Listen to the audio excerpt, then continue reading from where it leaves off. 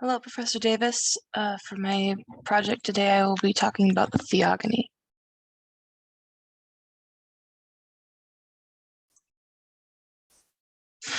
Theogony is a collection of Greek myths. It forms one possible version of a cosmology within the Greek culture. It consists of 14 sections, and it ends at just over 1,000 lines.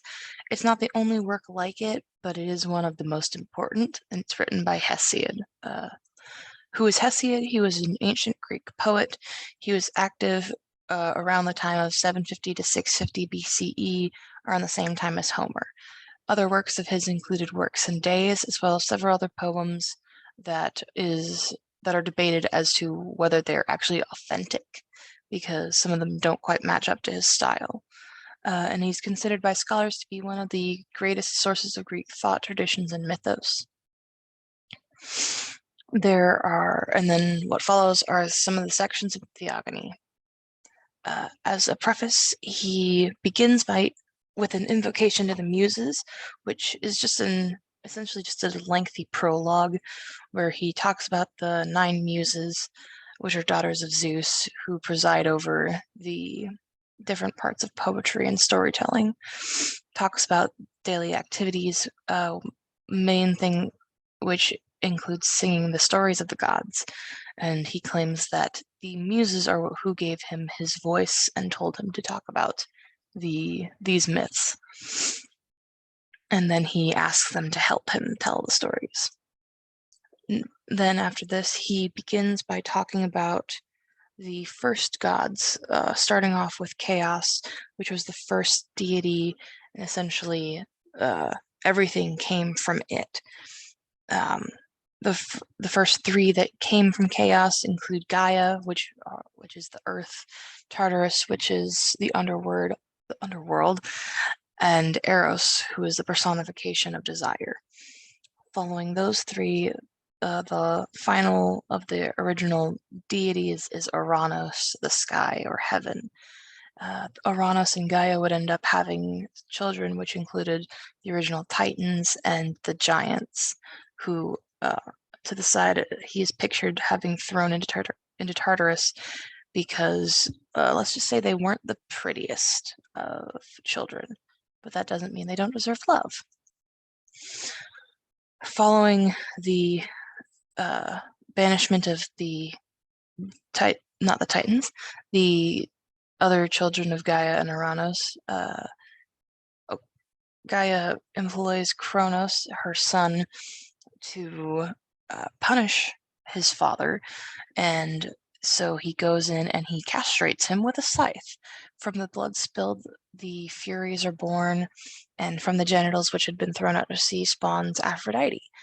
And in having killed their father, the Titans had overreached themselves, and this would definitely mean that vengeance would happen eventually. And after this, he talks about a little bit at length about Hecate and other gods and monsters, such as Night, Eris, the 3 Fates, and then monsters including the Harpies, Medusa, Echidna, Cerberus, some of which are noted in very famous myths with Perseus and Medusa. And then followed by this, he talks about Helios and Selene, which are the Titan of the sun and the moon, respectively, Styx and her children, and Hecate, who is the goddess of magic and witchcraft. And after the events of the Uranus incident, the original 6 Olympians are born, 5 of which are swallowed by Kronos because he fears what they will do to him. However, Zeus is able to escape that. Well, Rhea carries him off and has Kronos swallow a rock instead. And he eventually helps free his siblings, and he is gifted with kingship and lightning bolts. Following this, he talks about the punishments of other Titans, and including Atlas, Menoetios, Prometheus and Epimetheus, Atlas would end up holding the sky, a very famous punishment. Menoetius was thrown into Tartarus for his violence. Prometheus, having stolen fire, was sentenced to life of being chained up and having his liver torn out by an eagle. And Epimetheus was sent Pandora, a very gorgeous, frankly, one of the most beautiful women created by the gods themselves and gifted with a cunning and smarts that can barely be contested. And she would eventually go on to release horrors into the world, which we get the idea of a Pandora's box from. The Titanomachy was essentially a battle between the Titans and the Olympians. The Olympians would gain allies in the 100-handers, which were the Titans' siblings. The Olympians would win, and they would lock the Titans away in Tartarus.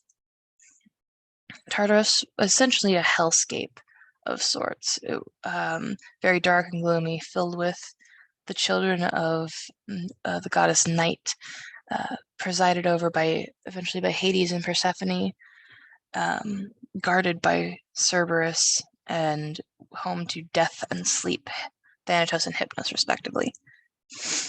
Typhon was a terror of a creature. It was the last son of Gaia, and it would have eventually ruled the universe had it not been for him being beaten by Zeus and thrown into Tartarus, and he was the originator of storms on the ocean.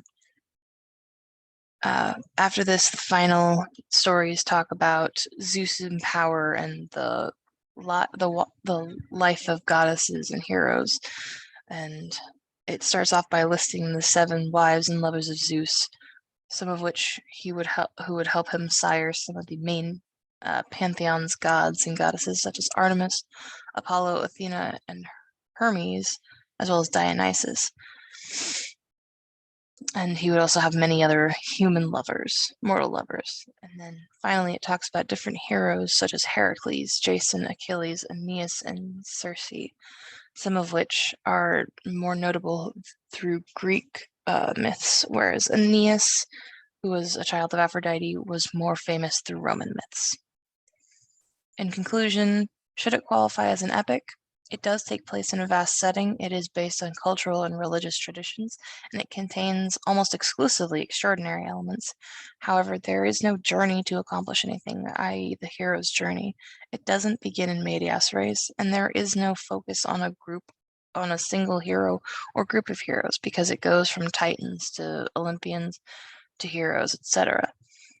It shouldn't necessarily qualify as an epic, whether we're using the described list of elements, but it is a very important collection of a larger mythos. Therefore, I think it does qualify to be in the same level of importance as an epic.